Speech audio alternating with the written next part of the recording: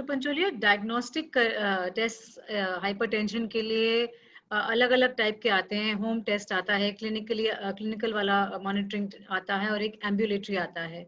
इन तीनों का क्या महत्व है? And are the home diagnostic test effective?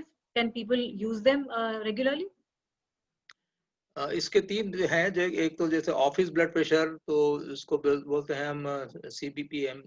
तो ऑफिस ब्लड प्रेशर मॉनिटरिंग जो रहता है, when the blood pressure is recorded at the doctor's clinic और at the doctor's office, then HBPM, the home blood pressure monitoring, is recorded by the patient himself by automated instrument, and it is recorded at home, and it is more valid because it is recorded at the homely atmosphere. The patient is not in any stress or anything.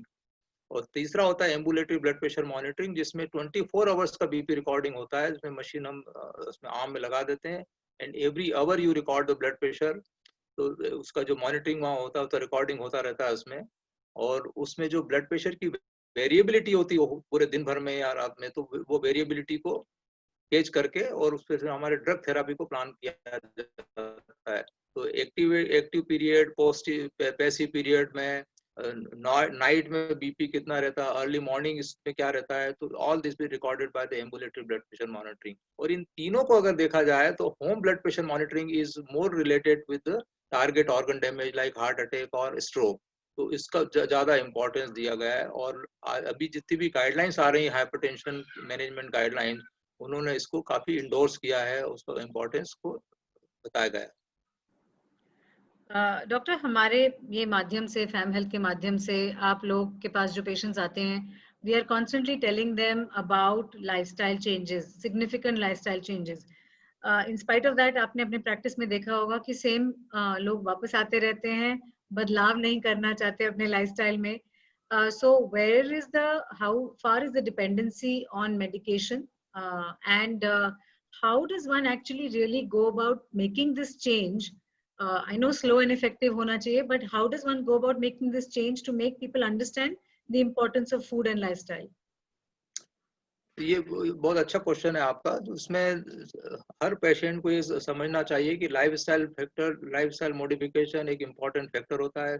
Drugs हर चीज को control नहीं कर सकती है। आप एक दवाई दो, दो दवाई दो, तीन दवाई दो, पर अगर आपने सॉल्ट रिड्यूस नहीं किया है अपनी डाइट में, और आपने जो अननेसेसरी कुछ और पिल्स खाते रहते हैं, जैसे कि दर्द निवारक दवाइयां हैं, कफ जैसे कोल्ड रेमेडीज हैं, या एंटी डिप्रेसेंट ड्रग हैं, उसमें ओरल कॉन्ट्रासेप्टिव पिल्स हैं, अगर वो लेते रहे तो BP कंट्रोल नहीं होता है। ये सब प्रमुख कारण होते हैं अनकंट्रोल हाइपरटेंशन के, और ये प्रमुख कारण होते हैं रेजिस्टेंट हाइपरटेंशन के भी।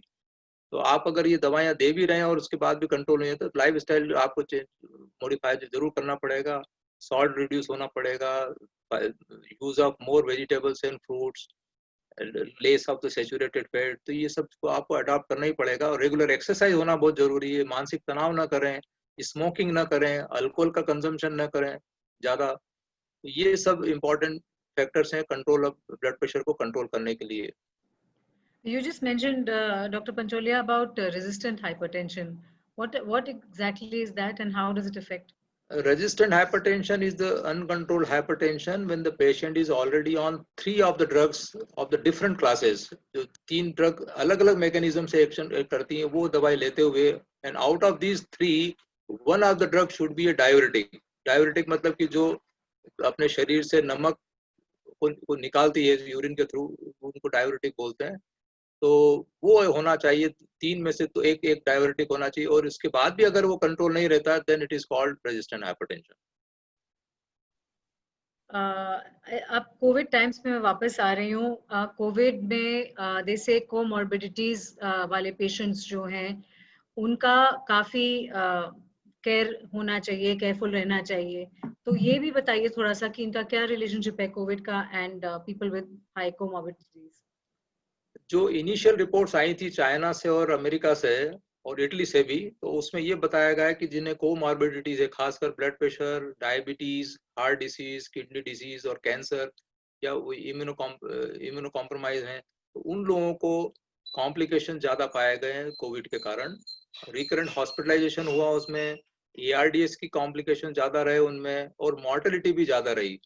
और इसके लिए जो देखा गया तो 30% केसेस में hypertension, 19% diabetes and 6.5% heart disease और किडनी डिसीज। तो ऐसे ये स्टडीज में पाया गया। तो जिन लोगों को कोमॉर्बिडिटी है उन्हें कोरोना न होने से बचना चाहिए। जो भी आपके ICMR या WHO के जो गाइडलाइंस हैं उनको अपनाते हुए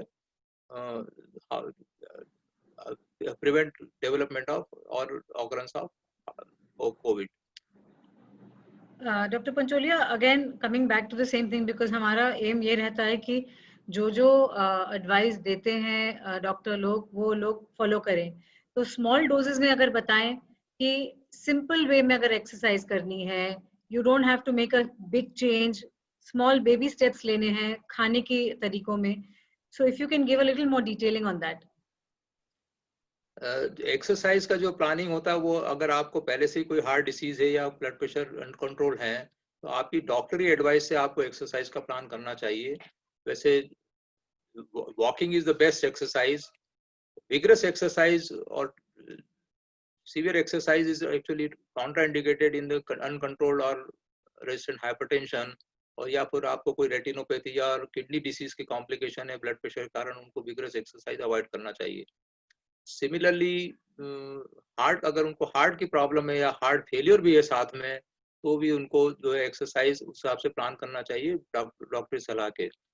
डाइट में जो है आपके जैसे मैंने बताया कि डाइटरी रेस्ट्रिक्शन जो होते हैं, डिटेच डाइट के जो प्लानिंग होते हैं या मेडिटेरियन डाइट के जो प्लान होते हैं उस हिसाब से रखें। Less of salt, less of fats, less of sugar and more of the green leafy vegetables and fibre and legumes, nuts and all.